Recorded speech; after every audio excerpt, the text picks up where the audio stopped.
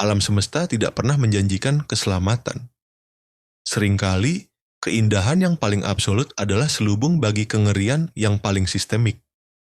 Di kedalaman sektor luar, jauh dari jangkauan navigasi konvensional, terdapat sebuah anomali yang menantang nalar, planet 88b. Jika Anda melihatnya dari teleskop, Anda mungkin akan jatuh cinta. Ia tampak seperti sebuah utopia yang suci, putih, tanpa noda, seolah-olah Tuhan baru saja menuangkan seluruh cahaya ke sana. Namun, bagi para pionir yang pernah mendarat di permukaannya, 88b bukan sebuah surga. Ia adalah sebuah distorsi, sebuah paradoks visual yang mematikan. Di sini, setiap tarikan napas adalah sebuah perjudian dengan maut, dan setiap langkah di atas airnya adalah upaya sia-sia untuk melawan gravitasi yang asing. Selamat datang di sebuah tempat di mana kemurnian adalah manifestasi dari kehancuran. Kita akan membedah anatomi dari misteri putih ini sedikit lebih jauh, sedikit lebih dalam, memahami planet 88b. Hal pertama yang akan menyapa indera Anda saat menyentuh atmosfer planet ini bukanlah oksigen, melainkan aroma manis yang memuakan, sebuah kamuflase kimiawi yang menyembunyikan ancaman organik. Di bawah kaki Anda tidak ada daratan padat. Seluruh permukaan 88b adalah lautan tak berujung yang diisi oleh cairan putih pekat dengan viskositas yang mengerikan. Kita sering menyebutnya sebagai lautan susu. Namun secara molekuler, cairan ini adalah sebuah fata morgana biologis. Ini adalah polimer organik cair yang memiliki massa jenis 3 kali lipat air bumi. Ia tidak hanya basah, ia mengikat. Jika Anda jatuh ke dalamnya, Anda tidak akan tenggelam dengan cepat. Anda akan terperangkap dalam pelukan kental yang dingin, sebuah prosesi kematian yang lambat di mana tekanan cairan secara sistemik akan meremukkan paru-paru Anda sebelum Anda sempat menghirup cairan itu sendiri. Cairan ini tidak memberi ruang bagi kehidupan. Ia adalah media isolasi yang menghentikan segala bentuk mobilitas kinetik. Namun, horor yang sebenarnya tidak terletak di bawah, melainkan di atas kepala Anda. Di langit 88b, awan-awan menggantung rendah seperti tumpukan kapas yang lembut. Namun, jangan tertipu oleh estetikanya. Secara mikroskopis, apa yang kita lihat sebagai awan kapas ini adalah akumulasi dari serat fiber raksasa yang tersusun dari silika kristalin, sebuah serat kaca, fiberglass, alami yang tertiup badai abadi. Setiap gumpalan putih itu adalah jutaan jarum mikroskopis yang tajam. Angin di planet ini tidak hanya membawa hawa dingin, ia membawa ribuan pedang transparan yang siap mengoyak jaringan pelindung pakaian luar angkasa dalam hitungan menit. Menghirup udara di sini, meski hanya satu partikel yang lolos dari filter, berarti membiarkan paru-paru Anda diparut secara internal oleh serat-serat tajam yang tidak bisa luruh oleh metabolisme tubuh. Di planet 88b, putih bukan simbol kesucian. Putih adalah warna dari sebuah mekanisme pertahanan planet yang menolak kehadiran asing.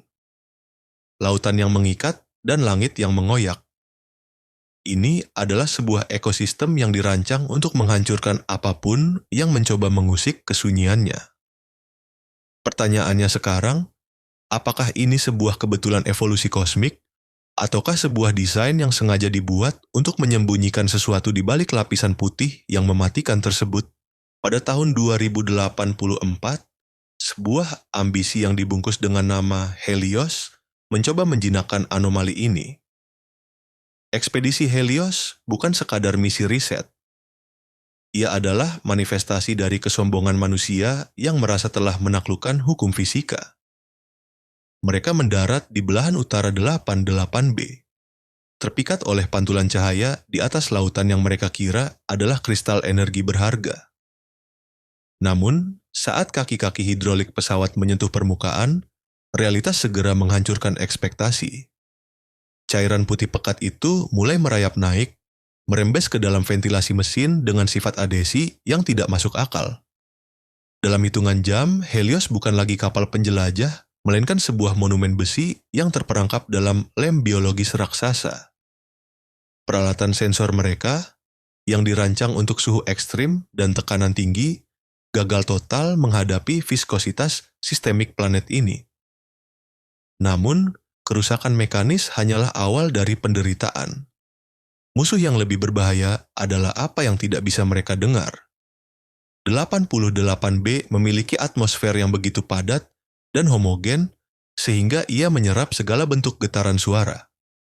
Di bumi, keheningan adalah jeda. Di sini, keheningan adalah senjata. Para kru Helios mulai melaporkan sebuah fenomena yang mereka sebut sebagai akustik hampa. Tanpa gemma, tanpa pantulan bunyi, otak manusia mulai menciptakan suaranya sendiri untuk mengisi kekosongan.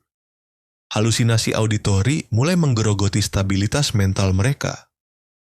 Beberapa kru mengklaim mendengar suara keluarga mereka memanggil dari luar kabin, di tengah badai serat fiber yang tajam. Kesunyian absolut di 88B adalah sebuah sensorik deprivasi yang memaksa kesadaran manusia untuk membedah dirinya sendiri hingga hancur. Tragedi Helios adalah potret dari sebuah kegagalan logika. Kita seringkali terjebak dalam pola pikir antroposentris, mengasumsikan bahwa alam semesta menyediakan teka-teki yang selalu bisa kita pecahkan dengan teknologi. Namun, 88B membuktikan bahwa ada wilayah di kosmos ini yang sama sekali tidak dirancang untuk interaksi manusia. Kritik terbesar bukan pada kegagalan teknisnya, melainkan pada kebutaan sistemik para pengambil keputusan. Mereka mengabaikan sinyal anomali atmosfer demi mengejar prestis penemuan baru.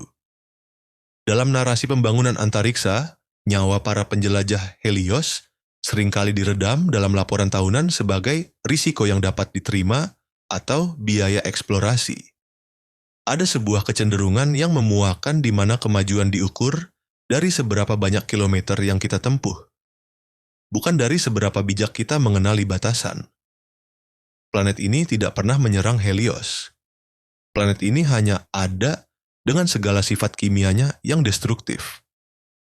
Manusialah yang datang dengan logika yang cacat, mencoba memaksakan tatanan pada sebuah tempat yang secara fundamental menolak keberadaan biologis.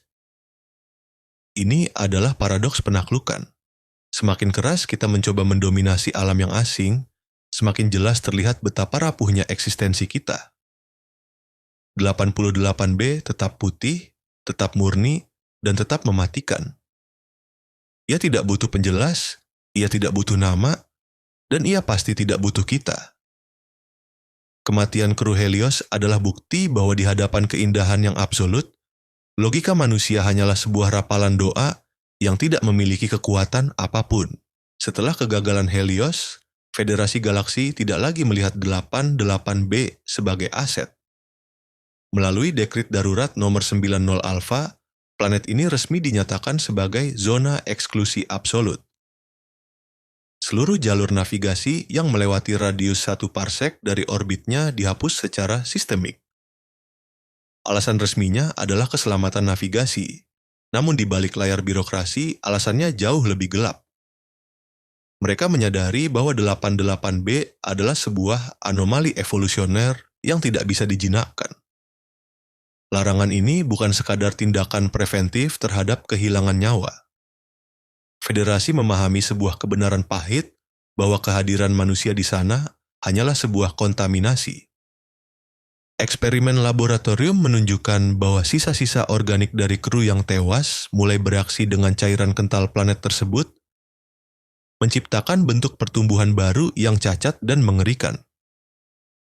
Planet ini memiliki cara tersendiri untuk memproses interupsi. Larangan galaksi ini adalah bentuk pengakuan kekalahan kolektif. Sebuah pengakuan bahwa ada titik-titik di peta alam semesta yang harus tetap menjadi lubang hitam dalam pengetahuan kita. 88B kini berdiri sendiri, sebuah keindahan yang dikarantina, dilindungi oleh hukum moral yang lahir dari trauma. Tragedi planet 88B menyisakan sebuah pertanyaan eksistensial bagi kita yang tertinggal di bumi.